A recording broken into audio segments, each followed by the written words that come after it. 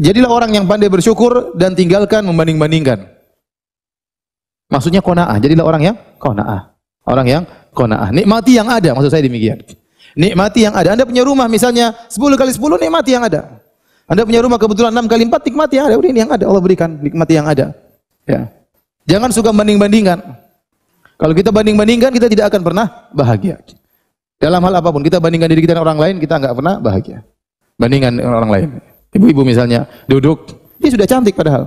Tahu-tahu lihat ada ibu-ibu yang lebih kurus, lebih cantik, lebih anggun, langsung sedih dia. Kenapa? Dia bandingkan dirinya dengan orang tersebut. Ya ngapain nanti bandingkan sama orang lebih cantik?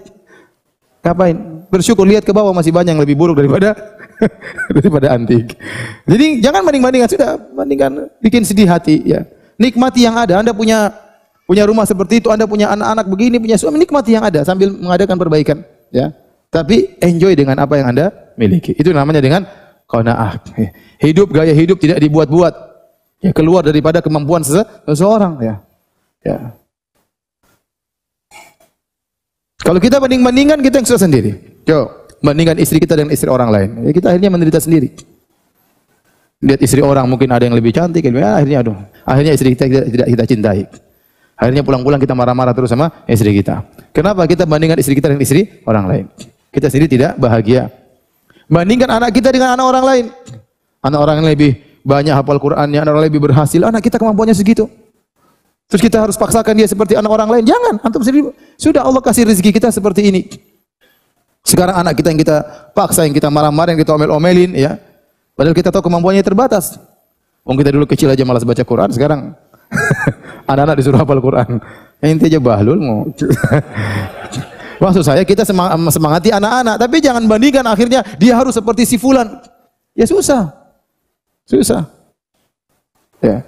Seorang misalnya harus seperti adik kita si fulan yang hafal Quran. Loh, kita bapaknya enggak seperti bapaknya dia. Ya. Mau anak kita seperti anak dia, gimana? Ya. Jadi jangan banding-bandingkan. Banding-bandingkan itu bikin susah hidup aja. Ya. Nikmati yang ada, enjoy yang ada. Ada kurang baik kita perbaiki. Dan kita akan hidup lebih bahagia. Saya sini sampaikan pernyataan dari Imam Syafi'i, "Idza kunta madza qalbin qanu'in fa anta wa malikud dunya sawa'u." Kalau kau memiliki hati yang qanaah, sungguhnya kau dan raja sama saja. Ya, sama saja. Kita ini sebenarnya kebahagiaan itu benar ya, kebahagiaan dari Allah Subhanahu wa taala. Benar, tapi ada kita bisa berusaha dengan menyeting hati kita, membahagia tidak nyeting hati kita. Terkadang dua orang menghadapi permasalahannya sama. Yang satu ngamuk-ngamuk, yang satu tenang aja. Permasalahannya sama. Contoh kita bicara tentang gempa atau musibah sama, tapi terkadang satu model masyarakat begini, satu model masyarakat begini. Beda. Jadi sebenarnya kebahagiaan itu bisa kita usahakan dengan kita menyeting hati kita. Sebagian orang datang kepada saya, "Ustaz, saya ada masalah besar gini-gini, apa masalahmu?" Masalah ringan aja bilang besar. Saya langsung gitukan aja. Ya. Masalah ringan aja bilang besar, biasa itu. Biasa, kirain masalah apa? Kayaknya dunia mau kiamat. Padahal enggak, cuma begitu saja. Ya, berarti dia tidak terbiasa menghadapi permasalahan. Ya. Ya, dia tidak biasa menghadapi permasalahan. Jadi mau saya kita berusaha untuk qanaah. Ya akhi, belum tentu antum menjadi orang yang antum lihat hidup mewah, belum tentu antum bahagia. Kita sekarang lihat ya sederhana, seperti saya. Kemudian saya lihat ada orang kawan-kawan sendiri ya. Kaya, punya perusahaan besar, punya anak buah ribuan ya. Saya ketemu kawan cerita, "Ustaz, saya ini punya karyawan sekian. Untuk gaji mereka sebulan 10 miliar. Untuk gaji kawan aja, gaji anak buah sebulan berapa? 10 miliar ya. Ya. Saya bayangkan kalau saya jadi dia ya. Apalagi pas gajian pikiran enggak pusing ya. Apalagi THR. THR sebentar lagi lebaran. Orang semua bahagia lebaran, ingin beli ini, dia pusing. Aduh. Coba bayangkan, antum kira semua orang kaya kemudian hidup bahagia? Belum tentu.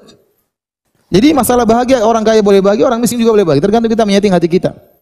Bahkan sebanyak orang kaya tidak menikmati kehidupannya. Dia kerja kejar dunia, pagi siang malam. Kapan dia punya waktu untuk menikmati dunia? Sedikit.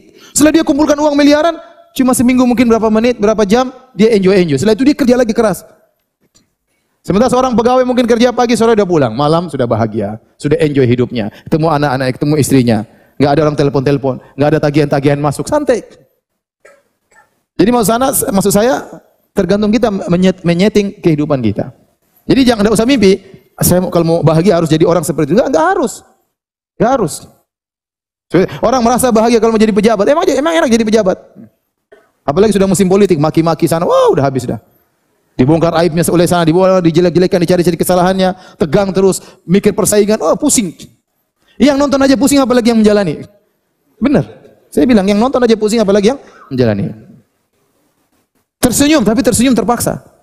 Di belakang ini banyak tuntutan. Gampang.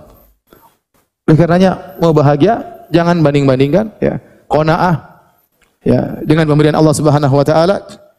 Enjoy dengan yang ada. Jangan terlalu banding-bandingkan. Lihat sana, lihat sini, akhirnya kita sendiri yang sengsara ya. Kita sendiri yang sengsara.